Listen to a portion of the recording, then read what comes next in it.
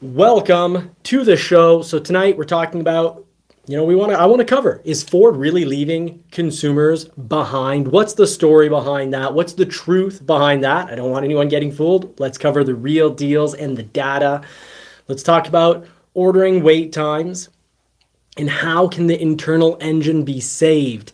Now we're also going to be talking about a few other topics this evening, so let's check that out. Yes, we will be talking about Porsche, but very important to a whole lot of people, we're going to talk about Ford Maverick versus the new Ranger.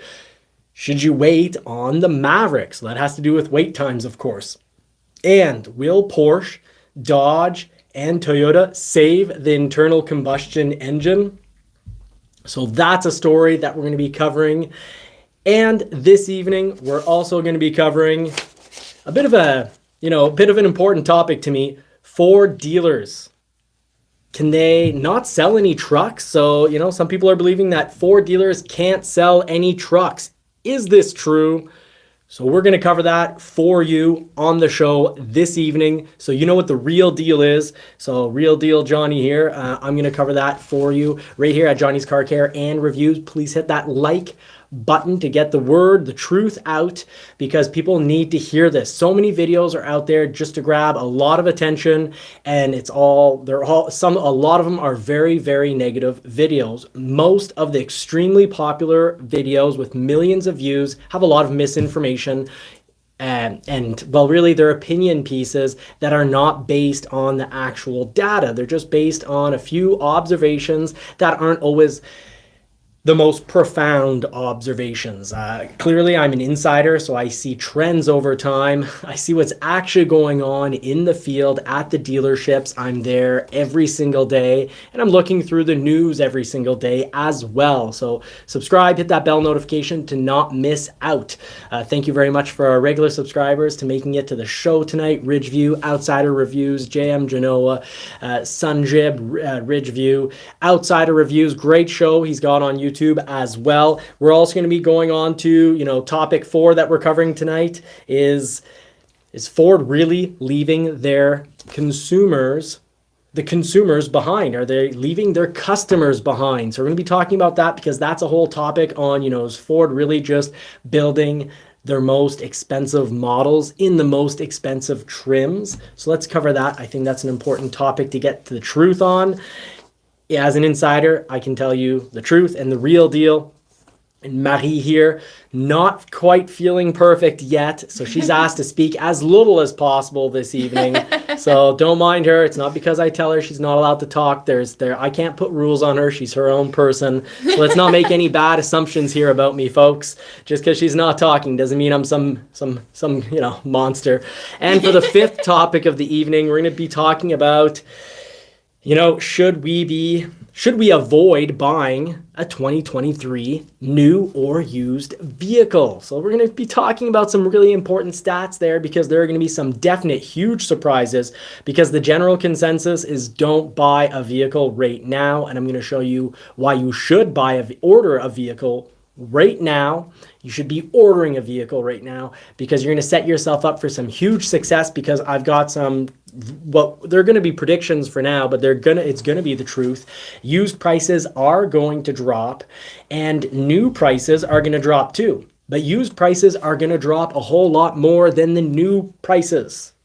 So buying a vehicle right now isn't a bad thing because your trade-in is ballooned. It's worth much more than it should be. It's still worth about 20% more than it should be because originally they went up by about 43%. They've cut back by 20%. Well, if I do some simple math, I think there's about 23% increased rarity price that's still pumping up your trade. If you don't have a trade or it's some old $500 beater, well, go ahead, order a vehicle right now. I'm going to explain the data, the truth, the reasons why these are, predictions that are going to be factual and historic. Well, for the last 2 years, a lot of my predictions, I'm usually right about these things, folks. So, of course, I have a whole community here at JCCR. The JCCR community sends me all sorts of information, various things to read, data, observations, and I watch a lot of YouTube. So I'm pulling it all in with my insider information that I get fed. So we're also going to be talking on the sixth topic of the evening. That's going to be about our Porsche 911 order, what's going on with that, because the Porsche Spyder and GT4 2023 is going to be either the last year or maybe 2024 will be the last year for those models, but they are getting canceled. So the Porsche Spyder, that's the 718 Spyder. It's a Boxster, but when it's a 718 Spyder, different front bumper, different rear design, looks absolutely amazing, has a flat six in it, has a whole lot of power. But that's going out the window, and so is the GT4, which is the super beef Boxster. So we've got news to share, and Marie doesn't know it yet, so stay tuned for her surprise. Maybe she's not feeling well. Maybe the news I'm going to bring about the Porsche is going to make her vomit. Maybe it's going to disgust her so much she will be sick. So what do you think about that? I'm afraid to hear that. Are you? Yeah, and just to start the show, we need to say congratulations to Randall Peters. He was waiting for his Maverick since October 2021, so Wow. almost like me. And Wow. his Maverick got shipped yesterday. Fantastic. Great news, my friend. Thank you for sharing that news with the JCCR community. Just an example of how we're all here to help each other out. We're here to foster an auto enthusiast community that helps each other out instead of tear each other apart and spread lies. There's enough lies spread on YouTube that I want to get it right here, even if it means the channel stays smaller and we make hundreds of thousands of dollars less per year. Trust me, folks. I know the key. I've observed the key to making videos that have hundreds of thousands of views, if not millions of views. You have to take something very general and either trash the entire auto market or trash an entire brand. And you need to be very vague in your title. So people's imagination goes and they're like, oh boy, it could be this. I better click on it. And then you just have to spew a lot of, wild things, and that gets people to click.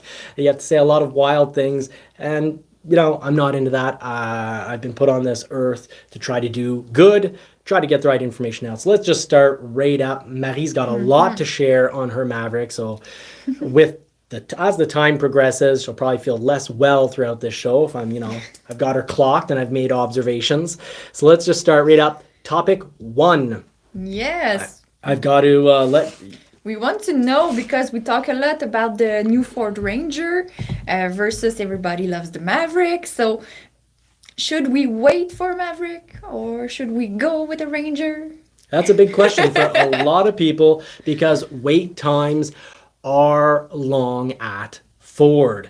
Some people believe, that it's completely deliberate and Ford's only mostly making high trimmed F-150s. That's not the case. Ford is making thousands of Mavericks per month. But it is an important question that needs to be answered. Do you wait for this gorgeous truck? It looks good. It drives well. We'll let Marie talk about her experience because you waited a year and a half. So can you tell us, help give us an idea. Is the Maverick worth waiting for? What is your, your fuel economy, your experiences with the vehicle? Are you liking it? What are you disliking?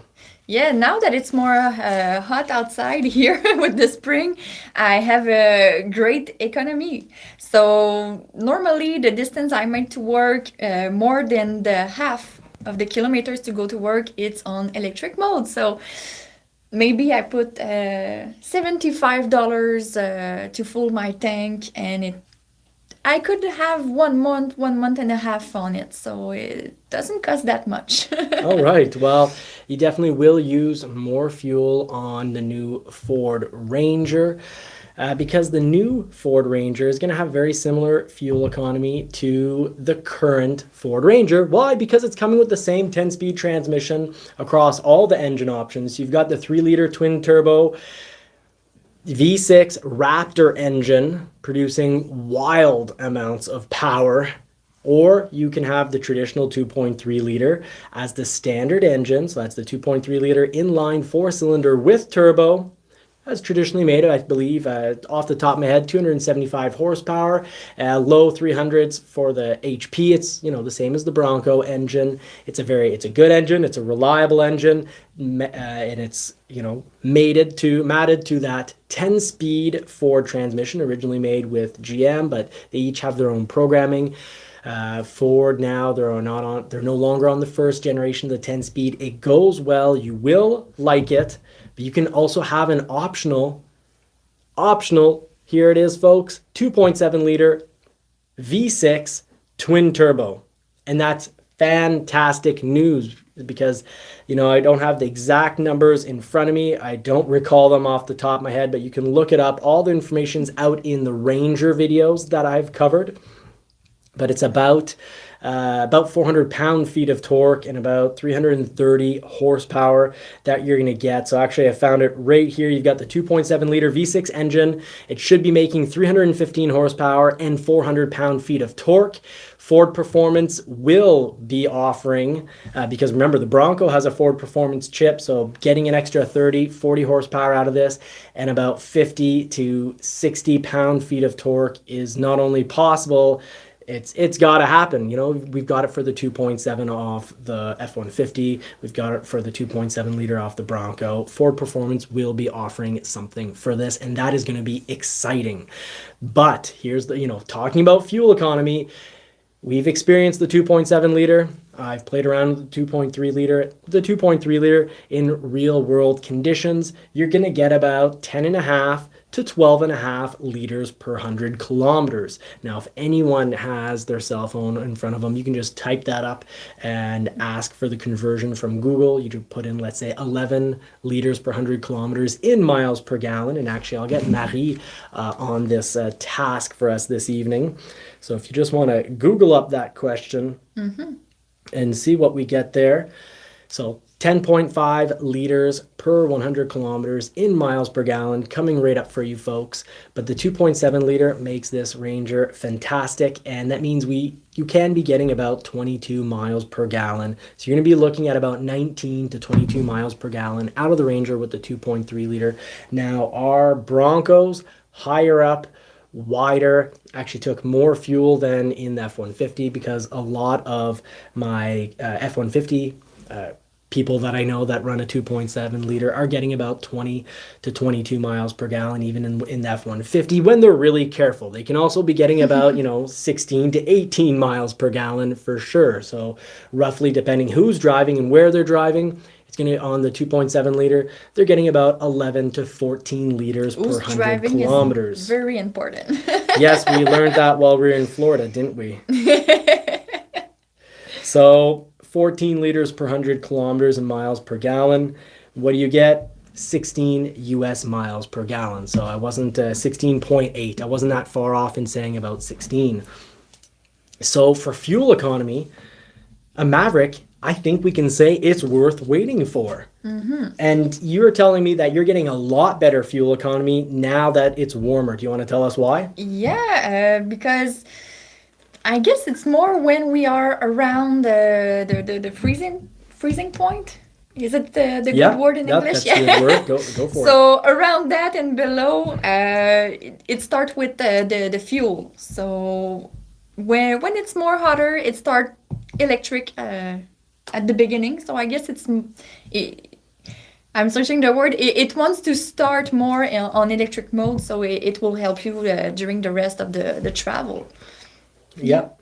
So the Maverick is worth waiting for when you consider long-term how much you're going to save in fuel economy. And it's also worth it so far, we can tell, in resale value, because your Maverick is worth on trade. If you sell it yourself, it's worth about $10,000 more than what we paid. And even on trade, it's going to be worth about $5,000, $5,000 to $7,000. If we would have paid window, we could probably, on trade with low kilometers, get $3,000 to $5,000 more for it. Now you got your price protected. So you got price protected. You got a huge rebate from Ford for your weight. Meaning right now, if you're to sell it yourself, $10,000 more, or about $5,000 to $7,000 extra on trade, extra than what you paid. So fantastic resale, folks. Yeah, totally. And GM Genoa asked that kind of question tonight. He wanted to know if a used Maverick will hold up for a trade for a new Maverick. So I guess it's always depend on the price that you paid before. If you have a price protected, when you will trade it. Right now, it's a good time. Maybe in 3 months won't be that much a good time. We never know. And how much above the MSRP they will sell you the new one. I have a very good idea what trade values are going to be in 3 months. But it's going to vary from model to model. And on the Maverick, well, the Maverick will still be relatively rare and limited, especially if it's a hybrid. So trade values will still be good. But trade values, folks, are going down, but we'll save that. And they're going down. They're going to go down considerably. We're going to save that for later on in the show. Outsider reviews adds it depends on the mileage that you put on your car too. That's well. Another good point. Mind you, I just evaluated last Friday an EcoBoost FX4 with 4K, and that thing now after 1 year has 56,000 kilometers on it, so roughly 35,000 miles, and we're going to pay that $4,000 less than what the individual paid for it. And that's on trade, meaning they could sell it for the price they paid. They could sell it. They could sell their Maverick for the price they paid, even though they put on about a fifth of the total usage that the vehicle is going to give in its lifetime.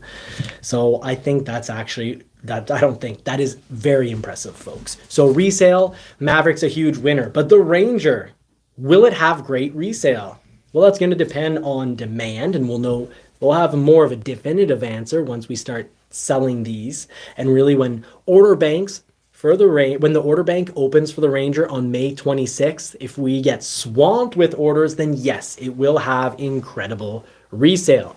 If we don't get swamped with orders, well, then we can know that it's probably going to be a model that has pretty good resale. Now, do remember the Ford Ranger recently got named basically the best mid-sized truck you can buy in regards to reliability, but reliability more so in the terms of cost of ownership. The important one, not how many times you go to the dealer because, the manufacturer is giving you a recall because they want everything to go perfectly, but it has great, very low cost of ownership, making it, basically in regards to what comes out of your wallet. What comes out of your wallet, if you look at reliability in that sense, it's the most reliable in its category. We can easily say, no matter how you spin the data, it's one of the most reliable. It's sturdy. It's got various panels that are made of aluminum, so you're not gonna just lose out $5,000 to $7,000 after 5 years because there's a bit of rust everywhere, and the truck needs to get repainted. So I do suspect that the new Ranger, the current Ranger, even with its a bit of an outdated interior, a bit of outdated technology, still has a very good resale already.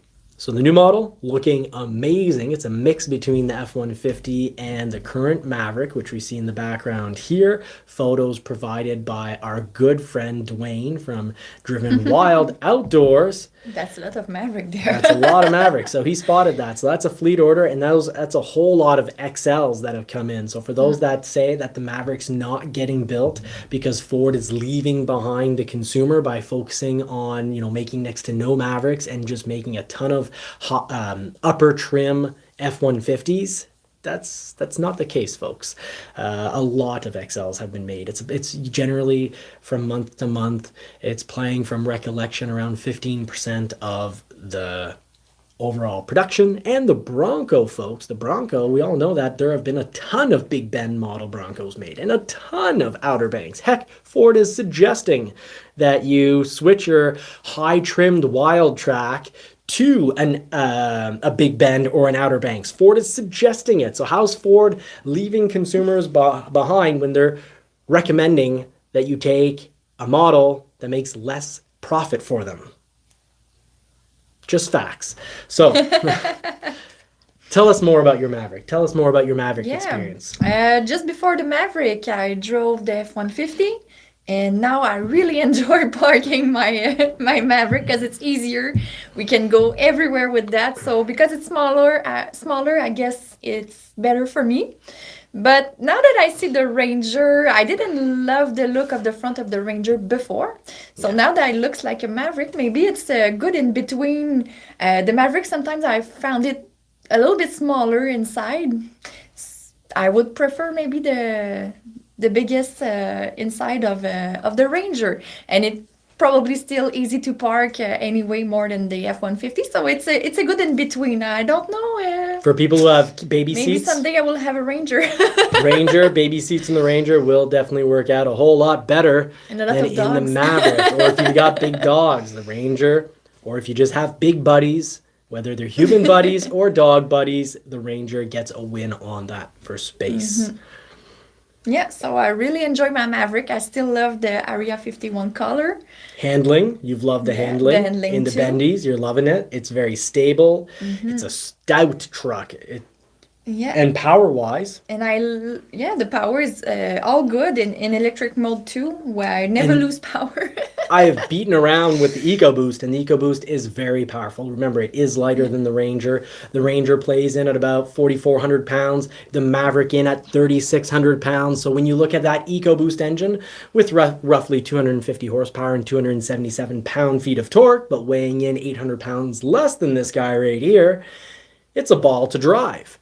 And this with the 2.3 liter is pretty good, and it's actually going to be, you know, top of its class, because now you're going to be seeing the new Tacoma. I'm sure it's coming along with just 4-cylinder turbo option. The Tacoma, they've got, sorry, not the Tacoma, the Canyon, Colorado, they've gotten rid of their diesel option. Big mistake on their part. So they're running a 4-cylinder as well. So the 2.3 liter 4-cylinder, it's going to match across all the mid-size trucks, but with an optional 2.7 liter V6 6-cylinder twin turbo. This thing is going to be king of the hill, boss at the sand pit. This is the big boss right here. 400 pound-feet of torque, and it's not, you know, you don't have to buy the Raptor to get crazy power. So if you like power and if you like heavy towing, 7,500 pounds, this is the truck for you. So this beats out the Maverick on towing. It beats out the Maverick on power, but not by much, because that EcoBoost engine is fantastic. So, price though. The Maverick's a big winner when it comes to price. Ford has not left consumers behind when we talk about price, because they are building Mavericks. And who else is building a truck? What other manufacturer has decided to take sales away from their own existing mid-size and regular size truck segment? Who else has decided to, you know, undercut themselves with an entry-level, price-wise these days, an entry-level truck option? Heck, this thing comes in, you know, less expensive than a Honda Civic, better fuel economy than a Honda Civic. So Ford, if anything, they've done the opposite of leaving their consumers behind. They're doing something that no one really else is doing. They did cut out the small vehicles, which were inexpensive, but this allows them to have new projects like the Maverick, the Bronco Sport, the big Bronco. These are all vehicles we like, folks, a whole lot more than the Ford Fiesta and Ford Focus. I don't see any YouTube channels dedicated really to Ford Focus talk, or True. Everything Ford Focus or Ford Fiesta. That is true. Thank you for the support. And we don't see that much of them on the road too. So. And maybe they're there. We just don't want to see them. We're not looking, because they're not exciting like the Maverick or the Ford Ranger. Yeah, we're looking at the big ones. Big ones, but the Maverick comes in at a small price. Yeah. Now, mid-sized trucks, they've all gone up. So yes, this is a more expensive option. So I'd say when it comes to price, the Maverick is a winner, but this is a huge winner in its segment, because Ford is not bleeding you out to Raptor price, so like 60 US or 80,000 Canadian. If you want power, you don't have to go to that extreme. You can get it on the XLT.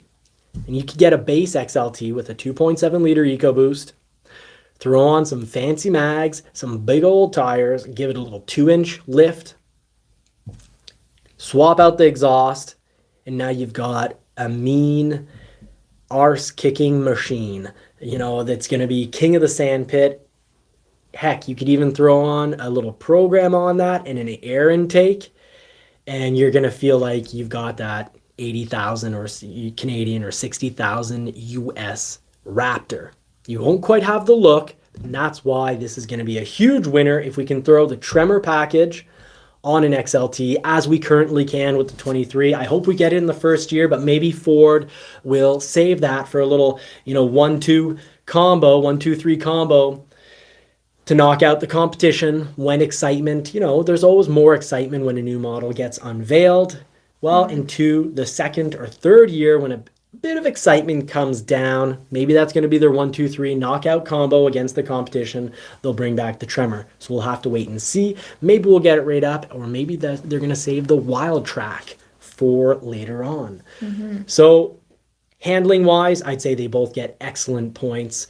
I suspect this is going to get excellent points handling wise. I found the current Ranger to ride just a little rough, but it did hold quite well in the corners. Now with the wider and longer wheelbase, with the more stout and strong, fully boxed in frame, and the new suspension, the suspension in the back is finally moving. The shocks are moving to the outside of the frame, like the F-150. So the suspension is not underneath the frame or even, inside the frame, like some manufacturers of trucks that are kind of real wobbly in the corners. That's because the suspension is either underneath the frame or inside the frame. Well, this is outside the frame, and it's going to be I'm very convinced it's going to be more comfortable, better handling in the corners. You're going to love how this handles. And, I told you all early on that the Maverick was worth waiting for because it's great in the bendies, and we've experienced that, right? Now, what else would you like to talk about in regards to the Maverick? You find the sound system, what would you rate the sound system out of 10?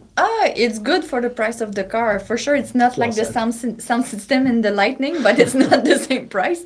But yeah, overall, it's pretty good, and I love all the compartment that I could put stuff in between the two front seats. So even if it's small, we have a lot of space to put stuff in it. So I love that pretty much. Yeah, no, Marie said it really well. The sound system is great for the price, but when you compare it to the Lightning, which is 4 times the price, you paid 33, I paid 110. You'd give the Maverick a 5 because the Lightning sound system is a good 9.5 with the Bang & Olufsen sound system. There's not much they could improve on. It is a fantastic sound system, and I can't really imagine it being better. In the Maverick, you can definitely imagine it being better. Many have, and many have swapped it out. So I'd rather, pay 33 grand and put in, $300 worth of aftermarket speakers in than to pay 110. So that's a bit of a little But it does the job. You don't have to change it. This is definitely a winner when it comes to towing. If you want to tow, get this, folks. And if you want to tow, don't get a Lightning, as many people are finding out. And that's why there's a few new Lightnings starting to be on yards available for sale. So does that round out the topics you want to cover for your Maverick? Just because we compare a lot the Maverick and the Ranger, do you know what's the difference about the I'm searching the word. The interior is bigger in the Ranger. Do you know how much? Well, the vehicle is a little wider. It's a couple inches wider, so I'm expecting the interior to be just a little bit better, but we're going to have to get our hands on for that. Space in the back seat too? Because in the Maverick, you don't have that much space. Oh, the Ranger definitely has more backseat space. As I said earlier, this is better for carrying around baby seats than the Ford Maverick. So that is definitely something to consider for anyone that has a young family, or, even if your kids are 6 years old and you just don't like being kicked, you have the back of your seat kicked. Go with the Ranger, but the current Ranger to the current Maverick, there is very little difference. So they're actually, it's very surprising. The Maverick has a huge interior space footprint. Now, the interior, technology-wise, of the Ranger, the new Ranger, is a 10 out of 10. In your Maverick, I'm sorry, I've got to say it, the price is great, but the interior gets, I'd probably say, about a 6. It looks great. It's won awards for being, beautiful and functional, even though it's made, mostly of recycled plastics, a whole lot of plastics everywhere. Now, the Ranger, the new Ranger interior, has a much more posh interior. You get this huge screen like you do in an F-150 Lightning. Behind the steering wheel, you also have a huge screen available. Wow. So you're definitely getting a better, much better interior in the Ranger. Let's try to get a little photo here. So you've got the screen there. You are getting a much better interior out of the Ranger, but Wow. price wise, these are quite a bit more expensive. Even the current model comes in a good $10,000 more than the Maverick, and these are going up by about $3,000. So they'll be about $13,000 more than current Maverick pricing. And GM Genoa made a really great point. It'll be nice if the Maverick actually gets Sync 4. This gets Sync 4, but right now, unless you're getting a Lariat luxury package, you're not even getting Sync 3 out of your Maverick. It's Sync 0. There is no Sync. So in regards to technology, the Maverick, I'd probably give it, it's not much of a pass mark. It's functional, so it's a 5, whereas this is a 10. Right now, in regards to the competition and its category, it's an absolute winner. Now, it's hard to rate the Maverick because it doesn't have really any competition. Even the Santa Cruz is several $1,000s more expensive. So it's hard to compare the two. Santa Cruz does have better interior technology. It does have a nicer, more posh interior, but it's also several $1,000s more. So while I can say the Maverick technology inside, the usable technology, is a 5, well, without it having really any competition, without any other manufacturers willing to sacrifice sales from their other models to a budget truck, because it has no competition, we can also give the Ford Maverick Tech a 10. There is room for improvement, but because they don't have any competition, they don't really have a reason to improve. But it's Ford. I wouldn't be surprised if they throw Sync 3 or 4 in as a mid-model refresh. And worst case scenario, we'll have to wait for, Gen 2 of the Ford Maverick. Good. So that does cover our Ford Ranger versus Ford Maverick topic. I'd say there's a lot of reasons to wait for your Maverick, and there are a few good reasons to switch your Maverick order, or just order a Ranger and see which one comes in, because let's talk wait times on various models. So a little 1.5 episode here. Wait times at Ford. What can you expect? Well, if you order a new Ranger and you're very early on that May 26th list, you will get one probably within 2 to 3 months.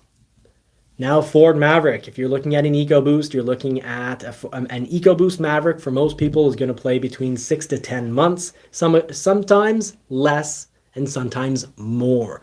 A Ford Maverick Hybrid, you're probably looking at about a year and a half. And there's not a whole lot of change getting into that. And actually, it's now starting to even, I'd say, almost be tempted to say a year if you're really lucky and 2 years if you're really unlucky. Just like the Bronco, you can be waiting.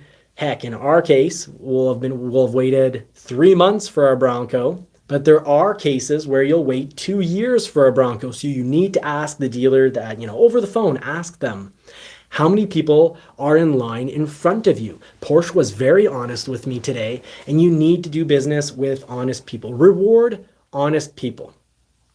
I had a client shop the Toyota Camry. One dealership said 3 months. Another dealership said 1 year. Well, the dealership that said 3 months was lying, and now it's been a year, and they probably have about another 6 months to go. But instead, they're just going to go back to the original dealership that told the truth, sold less orders, have less of a wait line, and they're still at a year. So they say, you know what, forget the dealer that originally said 3 months, and when it was a year and a half, I'll go to the dealer that said a year. I'll start the whole process over. They will wait a year instead of waiting the remaining 6 months with, dealer liar pants on fire. But they're going to reward the right people. Reward honest people. Watch YouTube videos from honest people that tell you the real deal. Not that they just try to steal your attention and bull crap the whole way through. Yeah. So, thank you very much, Ridgeview, for the support, saying Johnny is right about the hybrid Maverick. I figure mine wouldn't be built for at least a year from now. Yeah, at least a year. Ask the dealer, how many would you roughly get, per month or per year? And and then they'll tell you a number and say, okay, well, how many do you already have in line, and actually probably reverse the order of those questions. So write those down, bring those questions in with you. Now, continuing wait times. We've covered the Bronco and F-150. Avoid the opening roof. Watch Tim Bart's Long MacArthur show tomorrow as he goes step by step on what to not throw in an order. Order from a dealer that doesn't have a huge, much of a wait list. And, my local dealer, an F-150, you order that up and you avoid the Tremor 402 and you avoid the opening roof, and you're getting an F-150 within 2 months. Maybe 3 months if you're unlucky. And, who knows how long if you order an F-150 with the roof or you order a Tremor 402. So that's the wait time in an F-150. And the F-150, we'll talk about this a little bit, but models that are very good, are known to be good, but are sitting around in yards and have inventory are really great buys right now. Especially the F-150 is a fantastic buy very soon because the new model is going to be announced pretty soon. So the 2024 F-150 is a whole new beast. It's a whole new remodel, meaning you're going to see some crazy good price rebates, or rebates in the form of very low interest rates or 0%, or, pretty normal interest rate, but with a very, very nice rebate. Like right now, huge deals going down on Ford this week. F-150, $4,000 to $4,750 off. Ford Edge, 2023, $4,500 off. Check out the model at Ford that interests you and go check out that Build and Price website, because this is a big price rebate week at Ford. It'd be a good time to get a vehicle, especially if you have a trade that's worth a good amount. Trades are still worth about 23% more than they should be. And I'm going to talk about price predictions, but I predict that within the next 3 to 6 months, used vehicles, trade prices, are going to go down by 10 to 20%. And I also predict when you shop a used vehicle, it's also going to be down 10 to 20% in 3 to 6 months. So we'll talk about that more, but pretty easy to say that I think you should buy, if you're shopping a used vehicle, buy it in 3 to 6 months. But if you're looking at a new vehicle now, buy now, like on Ford's big rebate. And with these big rebates, what you can do that's actually very interesting is buy now with the big rebate, but with interest. Yeah, we know interest is a little high right now, but if it drops in a year or two, switch it out. You had a big rebate, your amount owing is less, switch it out for one of these vehicles that will then have low interest come 1 to 2 years if it occurs. That's a good point. So I've covered all the big models, the Ranger, the F-150. You can't order a 2022 Ranger right now. You cannot order a 23 Mustang. You have to find one on a lot, and interest rates are low on the Ford Mustang right now, the 23.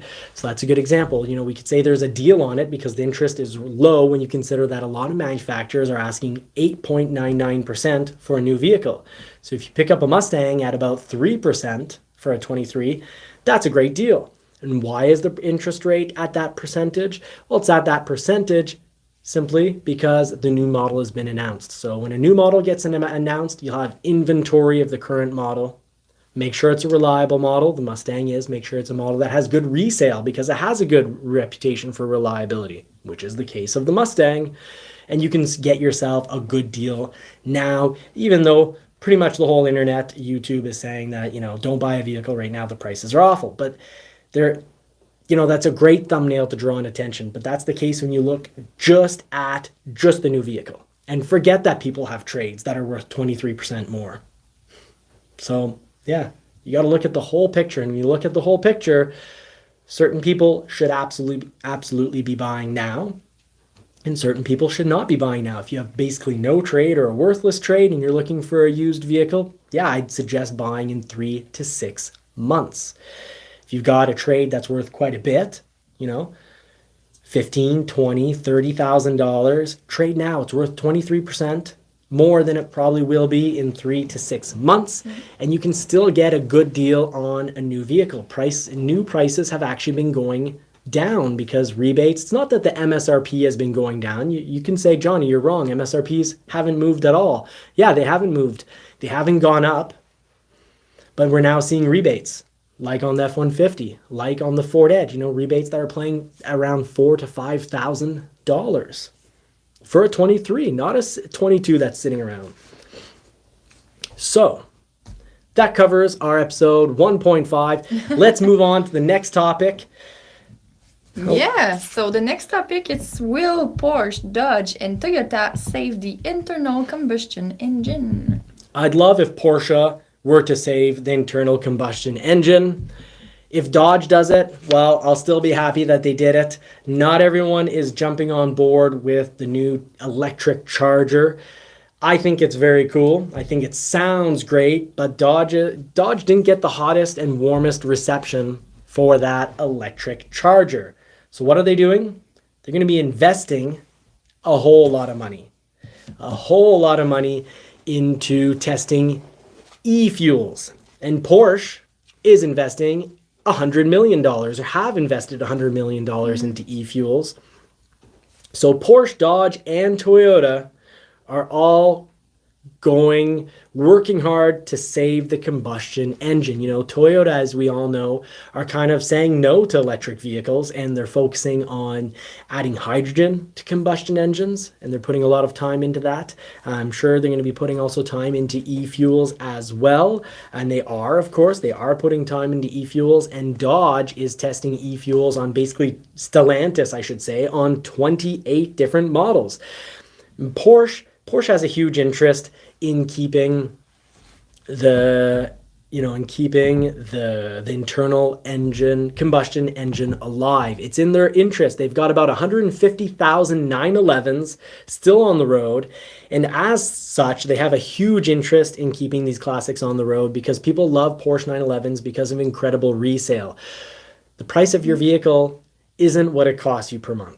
The price of your vehicle is how much you buy it for and how much you sell it for. So if you get, think of people that 20 years ago bought a 1995 Porsche 911 for not that much money, and now 20 years later, it's worth 2.5 times more. It'll have increased in value more than most people's stock portfolios, and it looks a whole lot sexier than a stock portfolio. You don't take your stock portfolio, park that little bad boy folder, you don't just... And show it to everybody. You don't just take this, leave it on your garage floor, and when people come over, you're like, oh yeah, I've got all sorts of beer. What flavor would you like? Come in the garage with me. Open up the garage, and then they go, hold on, forget the beer.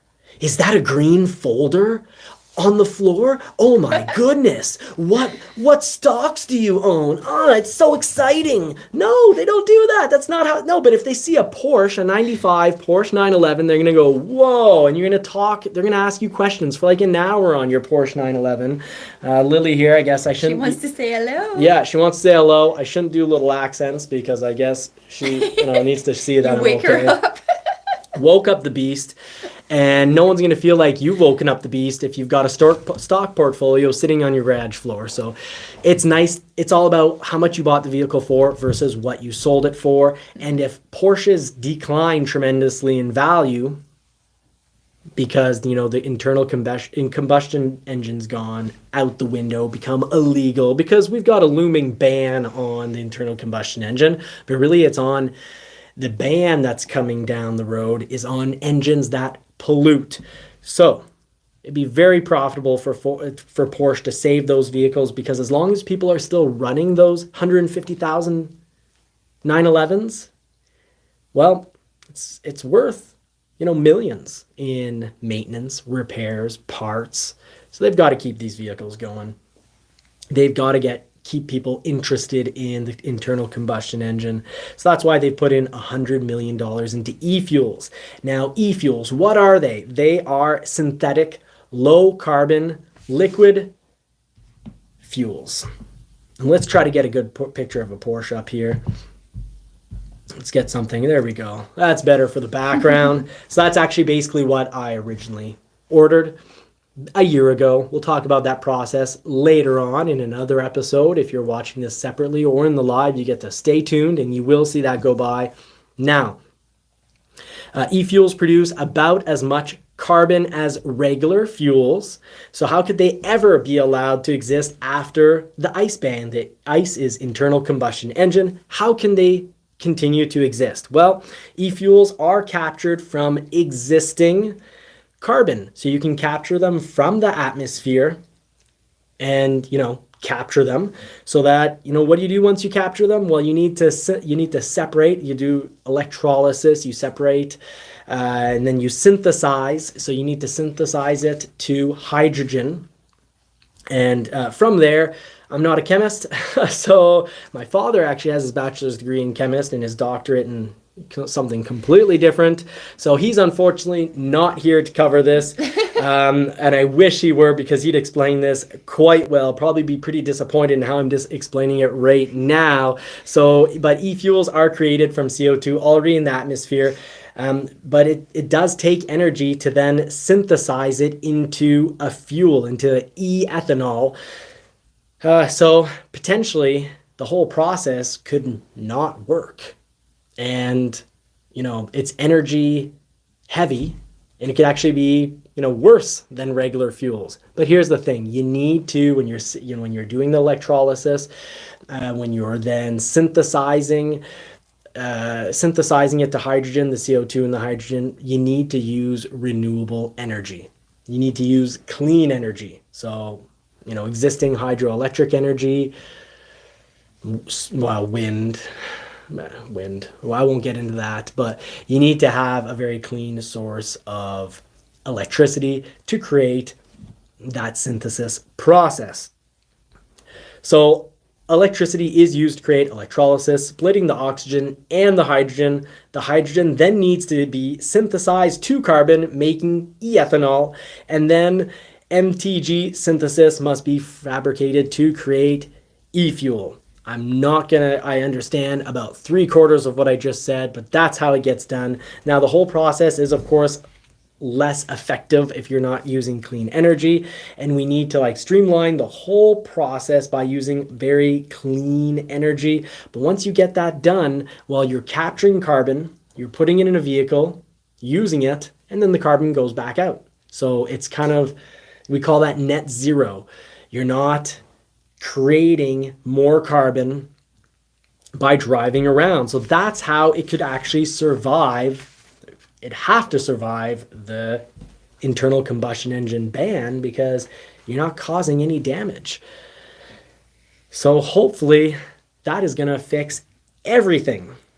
Now, fix everything. The real source is it's not going to fix everything. It's going to fix passenger vehicles. Because we already know that, batteries in planes, it doesn't work. Batteries for long hauling in long haulers don't really work, because you have to have incredible weight in order to, actually be able to fly for a long enough time or to haul for a long enough time. And there's a few real issues with electricity right now. Battery technology, yes, people love it, it's clean, but there's some facts to consider, and there's desire to fix the problems. Because if you look at it, fun fact, a 10-hour flight of a 757 takes about 36,000 gallons of fuel. Mind you, you probably wouldn't want to try to fly for long distances with an extremely heavy plane because the batteries, you want to fly long distance, you need more batteries. You have more batteries, the weight continues to go up. So you're not actually being able to, it becomes currently impossible to do long flights with batteries, just like it's currently impossible to do convenient long hauling. Now, and at least when you're hauling, even if you have to stop a little more often, it's okay. But when you're in the air, you don't want to have a surprise stop because your electricity from your batteries runs out in the plane. So that should actually fix everything. So interesting facts about how electricity is made in the States. In Quebec here, it's hydroelectricity. In Ontario, a lot of it is from nuclear. But how electricity is made in the USA, the number one source of electricity, well, 30% of it is made from natural gas. And the number two source is coal. And guess what? Coal puts out lead. That's not good. We remember lead gas and makes people violent and angry and dumb. It lowers IQ, so lead is very bad. So when you burn coal, you're producing lead. You're releasing lead. You're releasing mercury and many other dangerous poisons into the atmosphere. So right now, this silly push to force the ban, making it illegal to have internal combustions. If we all go to batteries right now, it's not good, at least not in the US. It means coal production will go way up and our IQs will go way down because there'll be much more lead in the atmosphere. But hey, mind you, if our IQs go way down, maybe we'll all accept and, deal so much better, we'll be more complacent when, well, robots and AI quite possibly will replace either close to a majority or even possibly the majority of current working jobs. So there's a huge danger looming ahead of us. AI could make all our lives easier and we could live better if we share the wealth and the benefits that AI creates. But more than likely, it'll be controlled by a few for at least a period of time. And that means we're all going to have probably AI overlords. So, yay, 15 years from now, yay to the future. But while we can, let's drive fun cars. And of course, that's why I'm wishing you all more cars and more power while we still have, the resources to actually have a good, comfortable life. Now, that concludes, I concluded on a little, what you would say, a little crazy talk. But that's fine. Whether you like it or not, not, doesn't take too much time. As long, I can be crazy for a minute long. or two at a time. That's the rule here in the house. Yeah.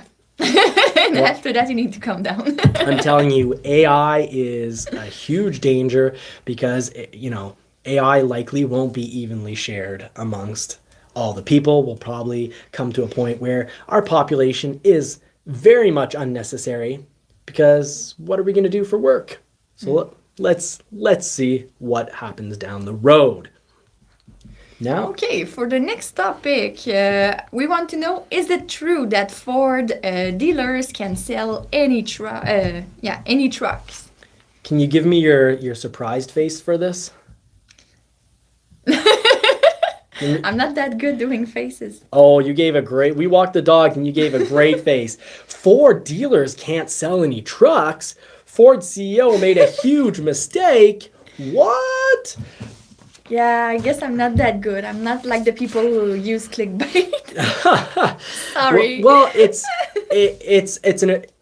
I don't like the term clickbait because I'd say clickbait is only the case if you make a thumbnail and it has nothing to do with the video. That's clickbait because you're like, I clicked on this and it has nothing to do with it. But you're using clickbait how the majority of people use clickbait, but that doesn't make it right.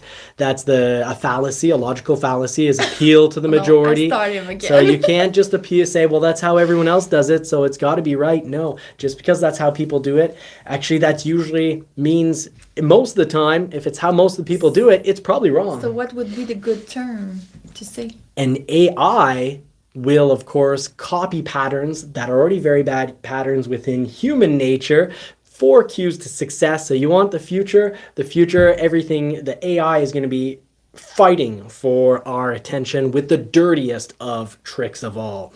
So that will be really bad. But clickbait, I'd just say, we've got different data, we've got different facts to share because Ford can actually sell trucks. They can sell a whole lot of trucks and they're doing a whole lot of truck selling right now.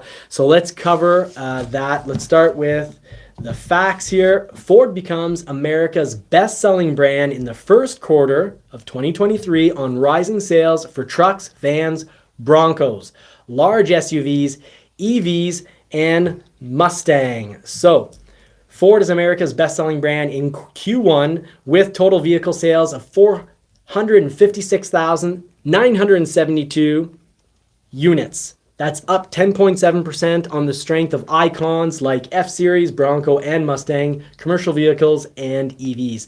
That's from Ford Authority. Great website. I cross-reference this across other, Forbes and other, big news sources. That is very much the case. So Ford becomes the number one selling truck manufacturer. Sales up 19.6% and outselling GM's combined truck and van sales. F-Series up 21.1%. 170,377 pickups, outpacing Silverado by 46,000 units. But of course, as always, when you throw GM and Chev trucks together, well, they just slightly outsold Ford. Explorer, best-selling three-row mid-size SUV. Expedition sales doubled. Ford EV sales up 41%, folks. This isn't just a 1-2-3 punch combo. This is a complete beatdown. This is a total KO. This is like watching. Heck, do you have like a preferred boxer? I'll let you do the boxing code. Do you want to throw in a boxer? You probably. I will go with John Cena. Okay, that's box. That's not box. I'd say Mike Tyson. Know. Ford is. Yeah, Mike Tyson is a good one. Throwing punches and dropping the competition down like Mike Tyson going through his career. So what's going on? Why do we have, titles like Ford can't sell any trucks? Because the CEO made a huge mistake. People saying that, they expect the CEO to be replaced with by, this time next year. I can tell you locally, yes, there are F-150s, and I understand the thumbnails. And where I understand the thumbnails is if you go to basically any Ford lot, there's F-150s all over the place. That's because F-150s get sold, so you expect the yard to be empty. Well, not if the factory continues to deliver more F-150s. And Ford has been producing a whole lot of F-150s. F-150s are coming off the truck every single week from factory. So as much as F-150s get sold every week, new ones do come in. I actually, last month, I moved more F-150s in a month than I have in the last 10 years. So Ford is moving F-150s, and that's just the way it is. Now, this is why I think it's so important to be data-driven, folks. We've got to look at that data. It is unbelievably important. And when you look at the data, it tells a whole different story than just, going from Ford dealer to Ford dealer and seeing all these trucks and then being like, well, they've got trucks. They're on the yard. They must not be able to sell them. Ford really screwed up. Ford's going out of business. Ford's going to go bankrupt. All these various claims you can have. But you really got to look at the data. Just like when you're shopping for a vehicle, whether it's, a Dodge, a Ford, a Toyota a Tundra, a Toyota Tacoma, which I think the new model is worth buying from what I've seen so far, but not the old model for various reasons. Check out my Toyota Tacoma video for that. But you need to look at the facts. So, MotorFeed was saying that they can't sell F-150s because the interest rate is at 8%. You know what? That's true for the Ford F-150 Lightning. The interest rate is at 7.99%. For a 0.01 difference, I'll say that's fair to say that it's 8%. But it was implied that it was for the internal combustion engine, the fuel-powered F-150. And interest rates are either 2.99% when that video was made. Now the interest rate is higher, but you can also get $4,000 to $4,750 off an F-150. And on a lease, what's really funny is the interest rate on the lease went up 0.5%. And with it going up 0.5%, it's an incredible deal to jump on the F-150 big money rebate going on right now, especially if you switch it in 2 years for possibly a much lower interest rate. That's what I would do. I would I'm going to say it, order an F-150 right now. And if you have a trade that's worth a good amount of money, maybe don't risk it and just take something that's on the yard under the promotion that's on right now. But if you order right now, you will get your price frozen. And when it comes in, you can also see which deal is better. The deal in, come August when it comes in. The only danger is come August, if you've got an expensive trade, something worth $15,000, $20,000, $30,000, it may have dropped 10 to 20%. So that's a risk to take, and that's why I'd be conflicted between taking an F-150 right now or ordering. If I don't have a trade or it's not worth very much, definitely order your F-150. If you've got a trade worth $30,000, I'd be more inclined to take something on the lot now, unless there's nothing on the lot that interests you. If I were buying an F-150, I'd jump all over the Tremor. That is incredible value. So, Ford Motor Company sales increased 10.7% year over year. So big increase. Ford is off to an incredible start this year.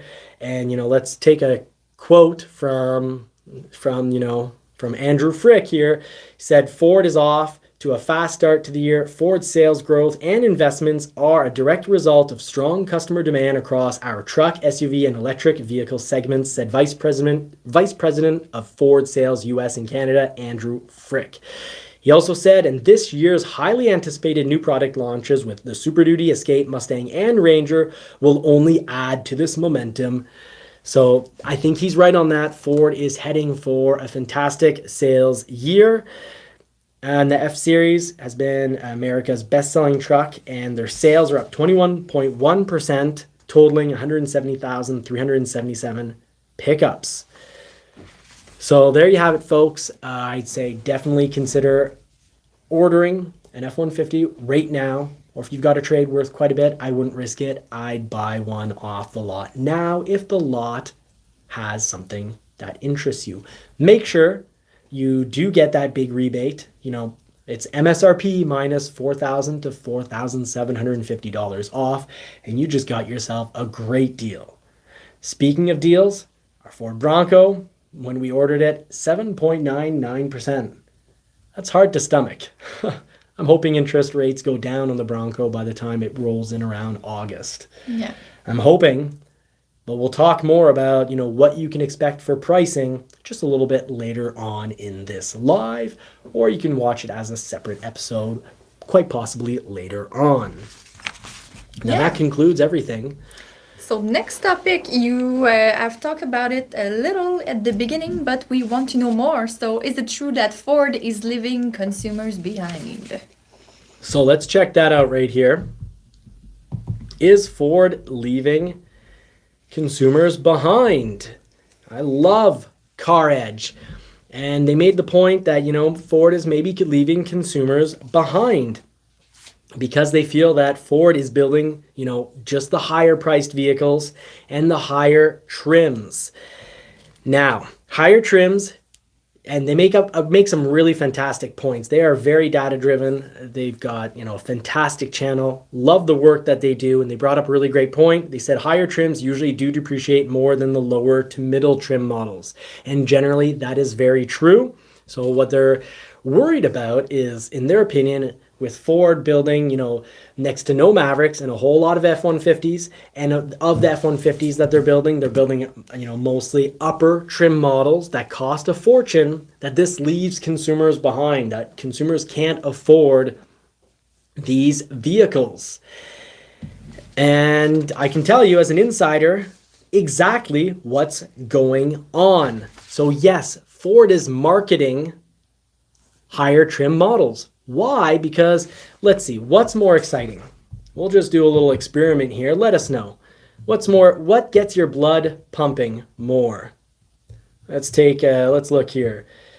This model, let's say, okay, Marie, you smiled pretty hard. Maybe that model. Yeah, it's playing in the sand already. How about the Raptor? That's the good one. A Raptor, great sounding. It's roaring down the road. The grill of the Raptor. Nice models with nice mags. Or does an XL excite you? Of course, Ford is going to market, and when you market too hard, the XL model, but then people go in and start shopping and they don't really want that model, people get upset because they came in for that marketed very low price, but then want something that's middle trim to upper trim and get upset that the price has gone up by $10,000 or $15,000. People have complained about that many times over the years.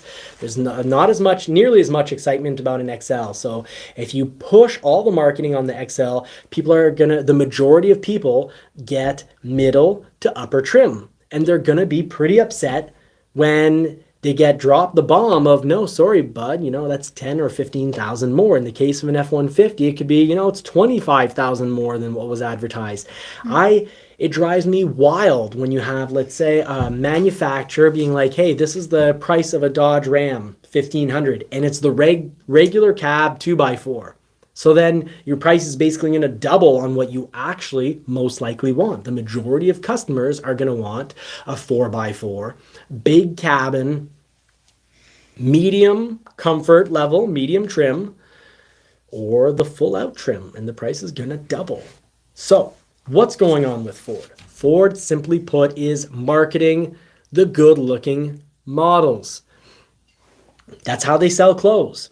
They don't get really, really unattractive men and women to model clothes. They don't even get average looking people to model clothes. If so, I'd just, walk up and down a runway and get paid for walking. No, I'm average looking. No one wants to see, wants to market this right here. They want to market, the Ford Ranger Raptor. I'm not a Ford Ranger Raptor, folks. I'm a well-equipped XL or, a low trim XLT at best. That's how the world works, folks. So no huge surprises that Ford would market it. But what are they actually building and selling? Well, here's an example. They're building a whole lot of XLs. The Ford Bronco. Ford is telling people, switch your Wildtrak to a Big Bend or an Outer Banks Bronco. What does that mean? It means Ford themselves are, generally something like a Wildtrak or an F-150 Lariat generates about 30% more profit than the entry level. And here's Ford telling you, switch your order to an entry level or near entry level to get your vehicle faster. So I have to disagree with Car Edge on this one, Ray and Zach. They're saying that Ford's leaving customers behind because they're not really building Mavericks and they're just building upper trimmed F-150s. No, they're actually building a whole lot of XLTs. Right now in my yard, I've got about 35 F-150s and only one is a Lariat, one is a Platinum, and the rest are XLT. And they're XLT Sport 302. So they've got a whole lot of those.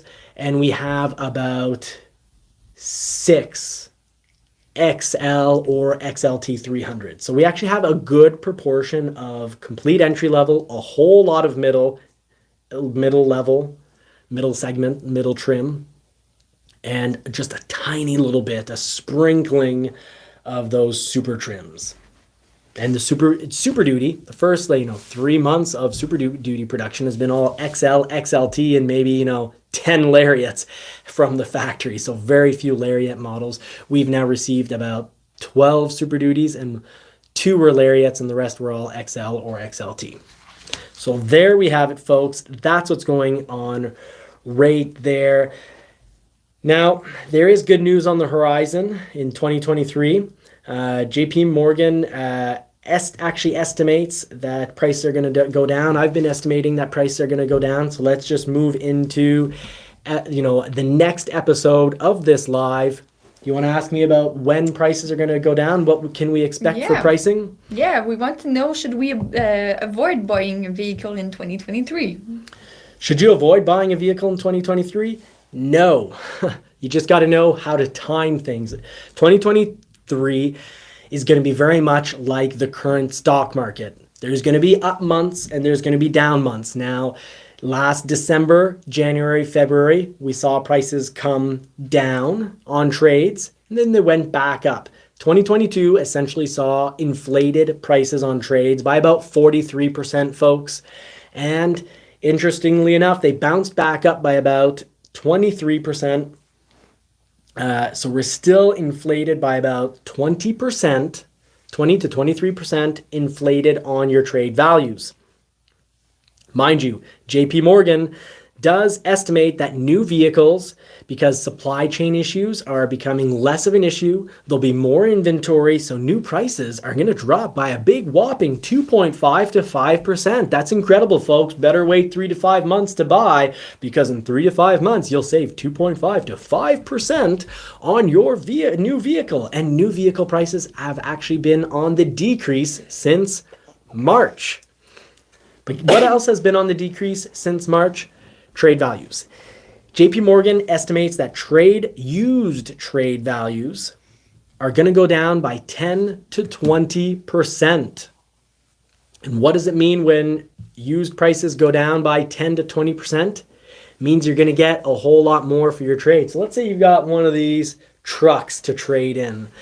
Well, if your price on your trade-in goes down by 10 to 20% and you waited just to save 2.5 to 5% on the new, means no matter what, you're going to be at a loss. You're going to be a loser if you've got a great, 2, 3, 4-year-old trade, 5-year-old trade. You should probably consider buying soon. And I do expect, right now we've got great rebates on Ford trucks. The F-150 right here, you've got $4,000 to $4,750 off the F-150, and we didn't see rebates on this bad boy for about the last 2 years. So now is the time. I hadn't seen it since 2021. So now's the time to strike on an F-150. If you don't have a trade, order an F-150. If you don't have a trade that's worth a good amount that is probably going to lose 10 to 20%, order your F-150 because it's going to come in around the month of August. So you'll benefit from that, 2.5 to 5% decrease on its price. And if I'm wrong, well, you still get that, already big rebate on it. The rebate, if you're leasing, actually only comes with 0.5% more interest than what we saw at the beginning of the month. So it's actually a very good deal. I would not risk it if I've got a trade worth a lot. My Lightning, for example, has only gone down in value since this winter. It's actually gone down a lot on value, and it might have lost too much value for me to actually pick up the Bronco that I've ordered. I might have to keep it until my Porsche comes in, and it's a great vehicle. The Lightning right here in the photo is a fantastic vehicle. We love the sound system. We love the handling. It's amazing in the bendies. It's great to drive. Yes, in the winter I lose 30% of my autonomy, but that doesn't matter to me. We're not doing any long, wild hauls in the winter. Who goes anywhere in Canada in the winter? Heck, you're likely to get hit by snow, ice, and Mother Nature will try to kill you. So stay home if you're a Canadian in the winter, or if you're in the northern states in the USA. Boy, you northern states get wild winters. Colorado, if you're up in the mountains, you get wild winters as well. So you don't go play around in that snow at a long distance. You go to the nearest ski hill and try not to freeze to death. Or you stay by the fire at home. That is definitely your style, isn't it? Yeah, that's my style. That's your style. So, folks, consider buying a truck, or a vehicle. Prices will come down a little bit in the new, but they're going to drop drastically within 3 to 6 months on the trades. So if you've got a trade that's worth a good amount, now is a good time. And yes, last summer, trades were worth a whole lot more, but vehicles were also selling way over MSRP. Most manufacturers have dropped down. They're no longer selling above MSRP, and I've got some great slides for this. Unfortunately, I'm doing the talking tonight and the slides. Do you want to talk just a little bit about our F-150 Lightning experience versus maybe Bronco experience, and maybe why we want a Bronco so bad? Yeah, it's an easy subject for me. We love the Lightning for sure because it's completely electric, so I can't wait until the Bronco will have an hybrid or a full electric mode. But yeah, I really love to don't spend fuel in your car and almost not in my car. So now it's nice to not being at the the gas station all the time. Yeah, no, it was great. The uh, Bronco was expensive per month. yeah, and like you said, the sound system is so good in the Lightning. It wasn't that bad in the Bronco, but it wasn't the same. So a little less quality in the Bronco. Best value, we should have gotten an XLT standard range battery. It would have been just a little bit more than an XLT 302 Sport gas vehicle, and we wouldn't have high payments. The XLT comes in at a very good price. Yeah, and for the comfort, both of them are so comfortable, but I love the seat in the Bronco, and I love that the Bronco, it's easy to park, it turns on a dime, and it's not that long, so the Bronco is the best of both cars to bring with you everywhere, to go to work, to travel. You have much space, but not that much that you can park it anywhere. So yeah, the Bronco, I love it because of that. It's more functional, and you can remove the top, a part of the top if you don't want to remove it completely and take a lot of time to put it back. So it's the good mix between the F-150 and the Mustang. So we can use the Bronco for the winter and to do the convertible in the summer. So that's my best one. Fantastic. Well, thank you for that commercial break to allow me time to get into the notes, into the data, because I do promise facts on this show and bringing you the truth on the show. So here we've got it. Yahoo Finance is saying May is the best time to buy, and I'm going to tell you why that's not really the case this year. But most brands, if we look through the brands, Ford is having great sales, but most of the brands, the prices, some brands, the prices have gone down a little. But year over year change overall, it's surprising, but according to JD Power, the average new vehicle price year over year is still up $13,000 from last year. So the average $13,000 up from last year.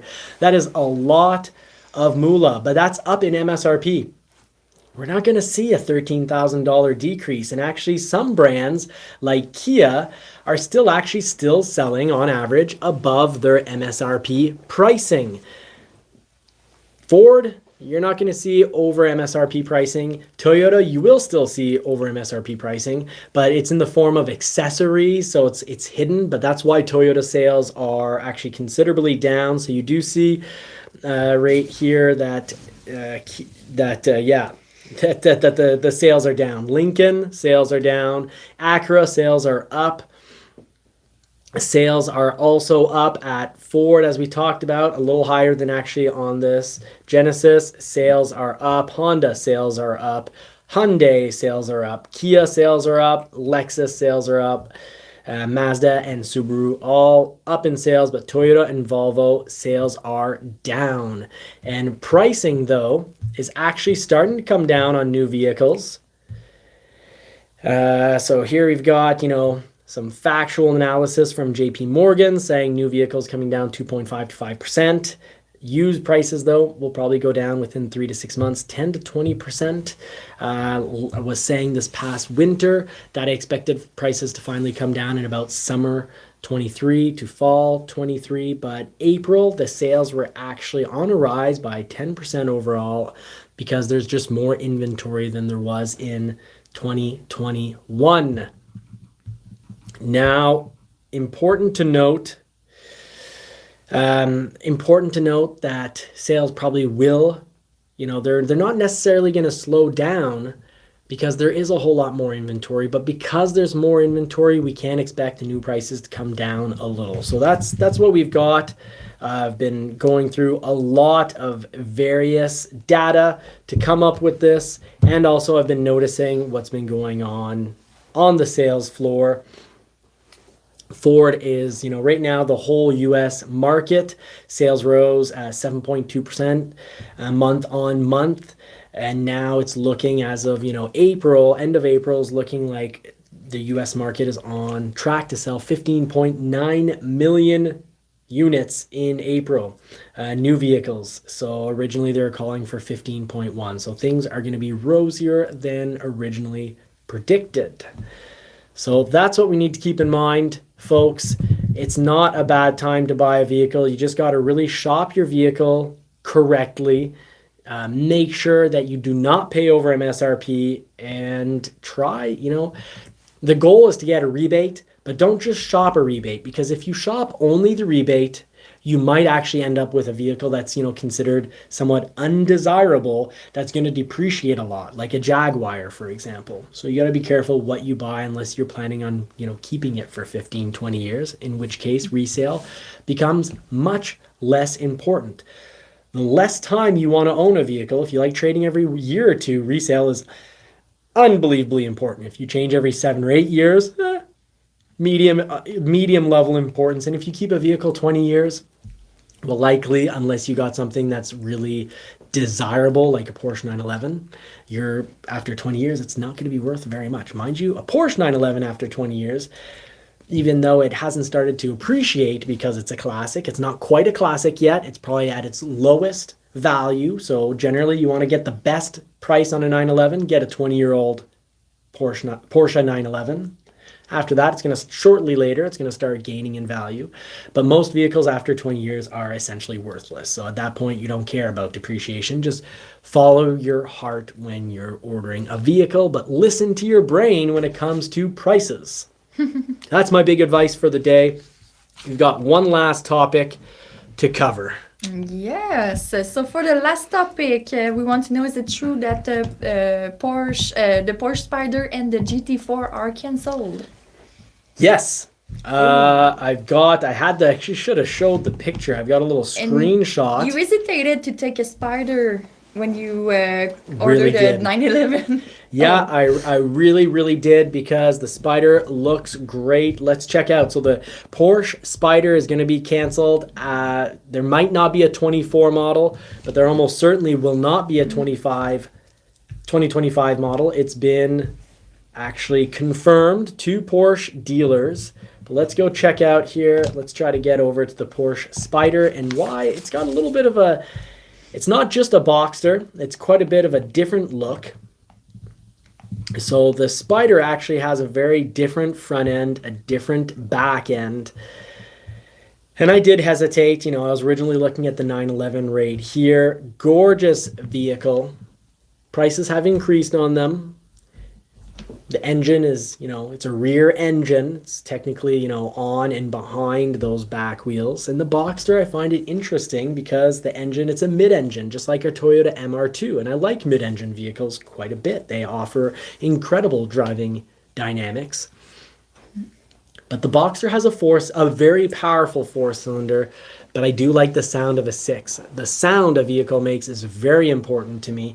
We've got a Mustang GT with active exhaust, so we can just crank it up and basically, almost straight pipe that vehicle. And it just, tell everyone how you feel about our exhaust on the Mustang GT. That's so great. That's the only thing that made us keep that car, I guess, with all the other cars that we have. It's not your first Mustang. Each time we're always impressed by the new technology inside, the new comfort. And with that model, is it a 2022, I guess, huh? The Mustang? It is a 2022, that's right.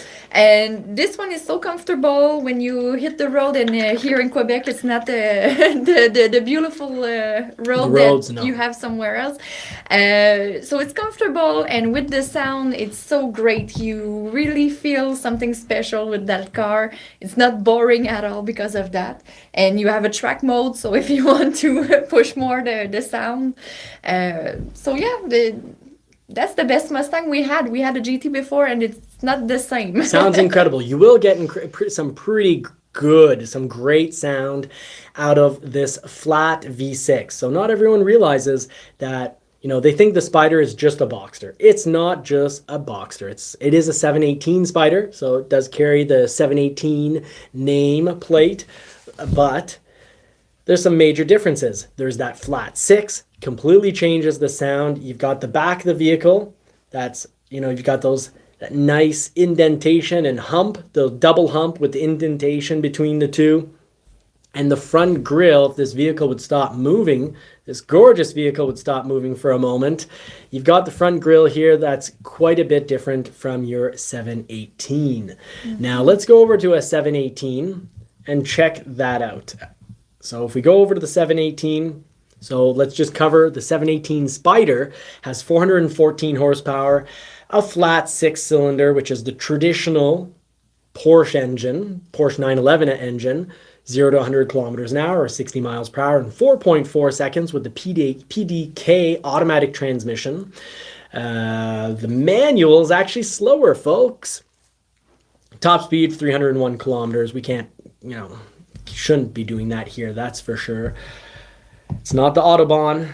Very, very illegal. Now let's go over to the inline 4 with turbo. So the GT 718 Boxster GTS, still an option. So we'll talk about that in a moment because I've got some news to drop for you drop on our order. The 718 Boxster, 300 horsepower, 4-cylinder, 5.1 seconds. Slower if you go with the manual again. A little top speed, a little slower, but I'm not, not going to buy a vehicle because it only does 275 kilometers an hour or versus 300 kilometers an hour. But it is definitely slower. It is a good looking vehicle, but you see it right there. The back end, no wing, doesn't have that same back end, and the front end is gorgeous, but a little more tame. And that's actually the S. So already it's got a bit more design cues, a little more style to it. You can definitely see it's got a bit of a wing when it comes up with speed. It's a good looking vehicle. It's a great vehicle. Ford now, Ford's been running amazing 4-cylinders since the 2-liter, the 2.3 liter. The 2-liter is great. The 2.3 liter is fantastic. Ford is the ones really that convinced me that a 4-cylinder can be both fun to drive and reliable. Our 2-liter turbo and our 91 MR2, since I've had them back going all the way back to 2005 when the vehicle wasn't that old, then it still wasn't all that tough. They often blew. You had to, before you had to let them warm up slowly. You had to let them cool off slowly. It had a turbo timer in the vehicle. That's just not the case with the 4-cylinders these days. So Porsche Boxster, I know a lot of people give this model a real hard time and will, talk down to you. Even if they don't even have a Porsche, they'll be like, oh, you just have a Boxster. They don't have a Porsche. Don't listen to them. It's a great vehicle, the Boxster. But for sound, you want to go more with that traditional Porsche sound, you've got to go up to, before, I'd say a Spyder. But the Spyder is canceled. The GT4 is canceled. I'll try to share that email in just a moment. Great, beautiful looking car. You agree, right? Mm-hmm. Before I spend money on this, I've got a $5,000 deposit, which is what the dealership asked for. So when people get really worked up when Ford asks them for $100, well, shop around. Let's always keep an open mind and try to have as much information possible to help influence how we view and what perspective we have on the world. So let's try to get back to that 718. You've got right down here the GTS 4. So the Spyder is about $130,000. And this, the Boxster GTS 4, 394 horsepower. So Spyder had 414, 4.5 seconds. Who cares about the crazy high top speed, but it's a big whopping, 7-8 kilometers less, so about 5 miles per hour is slower than the Spyder. But it doesn't quite carry the same look. Maybe Porsche realized that they're losing sales. Their Spyder was taking away sales from the 911. I know it originally almost got us to buy the Spyder instead of the 911. You love the look of the vent on the side of the car. Yeah, it was a sport look. Yeah, it's got that crazy vent. It's got the back humps. I preferred the look of the Spyder over the 911, but the 911 is classic. You get more respect driving a 911, unfortunately, but I've decided... The trade value? So trade value. You always look at that, the trade value. And I didn't want just the base model 911, so I was looking at the S. But now with the S and the dealership, doesn't let me pick out my equipment. I can't just have a base 911S. They throw things on, and the bill ends up being about 186,000 Canadian. We have a luxury tax here, so that means I'll end up spending about 32% tax on everything above 100,000 and 15% tax on everything below 100,000. So the bill was going to go well over $200,000. So I think I'm being responsible, thinking of the future. And what have I done? I've canceled the 911. Oh, Very cool. you surprised me. The dealership is letting me keep my place in line. Well, I watched Jay Leno's video on the Boxster, and he just loved that mid-engine. I'm like, I've always loved mid-engines. I've never had a rear engine.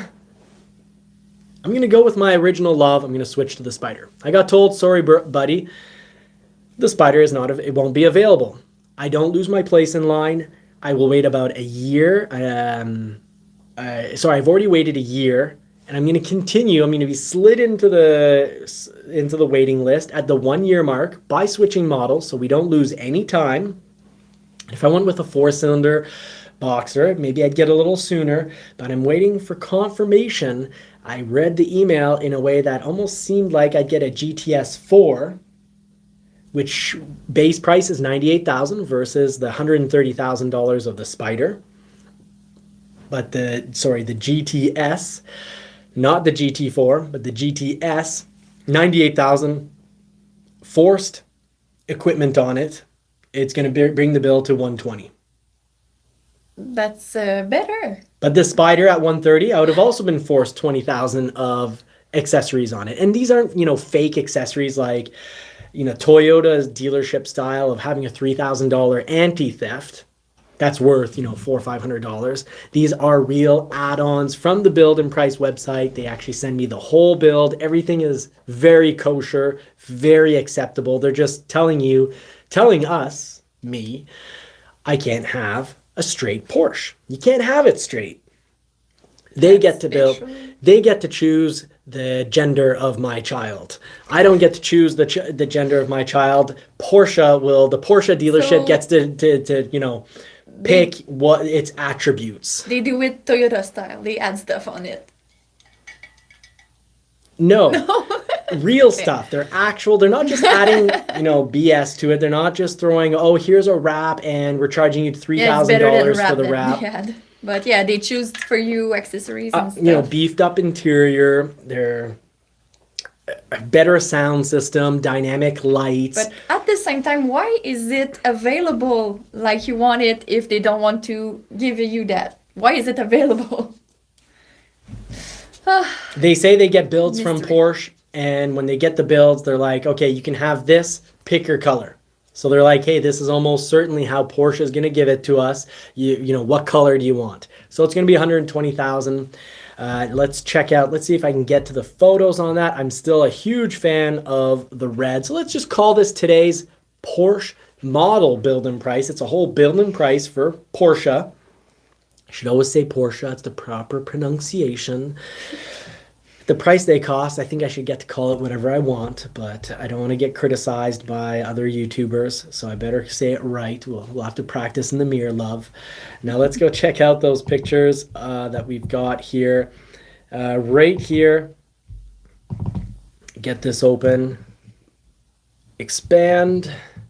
So we've got right here, regarding the Spider version, it is unfortunate. However, we received from Porsche the confirmation that this specific model, as well as the GT4, won't be produced anymore. So at the end, the best equivalent is the Boxster GTS. You still get your 6-cylinder, fantastic value, because it wasn't that long ago. Of course, now the 911, I wanted the S. It's a 6-cylinder with 2 turbos, but not long ago, almost all the 911s on the road were naturally aspirated. So this actually makes very much for your traditional Porsche, the popular Porsche from the last 50 years. But instead of a rear engine, we're getting a mid-engine. So theoretically, better driving dynamics. I think I'm actually going to prefer driving it. But we also have news on that. June 22nd, we're going to the racetrack. So hopefully we'll be able to film. They should allow us to film, but there's going to be some road testing as well as some track testing of the Porsches. Now they suggested I come down to try. They let you try it anyway, because even if you switch for a lower model. Yes, yes. Wow. I'm still going to be spending 120,000, so I think they can let me still try it. Except originally, even with our 911 order, they're suggesting we try Macan or something else, and I just clicked the box. And there's like other and write what you want, and I was like 911. Now, of course, I'm hoping that we'll get to drive the GTS 718, and if they don't have that, well, then we'll drive a 911, and if we love that, well, we should also love the naturally aspirated 6-cylinder with a more logical placement of that engine, because of course when you put the weight on the back of a vehicle, what happens? Naturally, the weight's in the back, less weight on the front wheels. What are front wheels for? They're for steering. They're pretty important. We're snow people. We know what happens when you don't have enough traction on your front wheels. You go straight when you want to go right or left. So to be avoided. Now that's everything I've got to say about Porsche. Are there comments coming through that we want to cover? No, not for now. We have few questions about the Escape, but maybe could be a good topic for the next week. So I will send to you the question because we have few of them. Now in the comments section, tell us how you found the show tonight. If it bothered you that we talked about Porsche stuff, let us know. If you've got comments, what color should the Porsche be? Right now, it's that red that we kept seeing going by. If for some reason we see this one, then I went to build it. I was like, that's interesting. I'll, talk about, I'd love to have a green Bronco in the yard and a green Porsche, but then you go to the building price and where's the green? There is no green. Not there anymore. It's not there. But they just showed it to us. I clicked on it. I wanted that green. And then I'm like, oh, well, there's our red. Of course, it's not the Spider. It's a classic. We don't have the big old humps right here in the back. We don't have as much of a wing as we do off the Spider. And the front is a little more, a little toned down, comparatively speaking. I'll just push you here. And there we go. Trade a beauty for a beauty. And, I can't see myself driving a yellow vehicle. Yeah, at the first time you were maybe...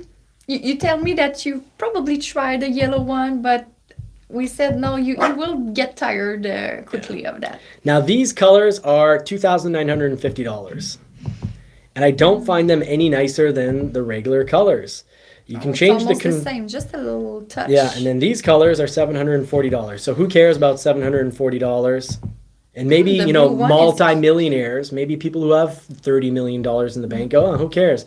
$3,000 for a color. So if you really want the blue, that's fine. But we are far more. We love this red. Let us know in the comments how you build your Porsche. Also, let us know what you think about the auto market and when is the best time to buy. Yahoo Finance was saying May is the best time to buy. Traditionally, it is. But not this year with how inventories are going. It is not the best time. If you want to just take Lily in your arms and maybe pass her over to me, Winston is kind of flipping out upstairs. So May is not necessarily the best time to buy this year. It's all about whether you have a trade. If you do have a trade, maybe make the move May or June.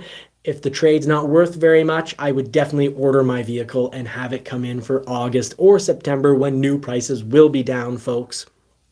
And Porsche prices at Porsche are even coming down. The wildness of people complained about Ford selling over MSRP. Well, what about when the Porsche, after 2 years, is still selling for $50,000 more than what the new ones are selling for? Meaning about $65,000 more than the original window sticker. So prices are starting to come down a little bit at Porsche. So let us know in the comment section. Please drop a comment, hit that like button, subscribe. And if you don't want to miss out on truthful, down-to-earth, insider information mixed with a great amount of data, do hit that bell notification button. Thank you so much, folks, for watching. We're Johnny from Johnny's Car Care and Reviews. We got Marie here. We've got Lily. I'll let you do the sign out. Yeah, so we wish you more cars and more power. Take care, folks. Good evening.